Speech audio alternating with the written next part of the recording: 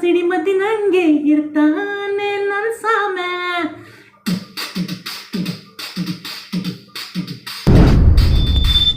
ಇವನು ಪೊಗರೋನು ಅಂತ ಇವ್ನ ಯಾರು ಏನೇನೆ ಅಂದ್ರು ಮಗು ಮನಸ್ಸಿರೋನು ನನ್ನೋನು.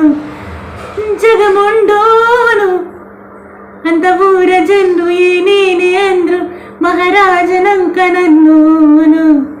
ಮಾತುಕಾರಾನೆ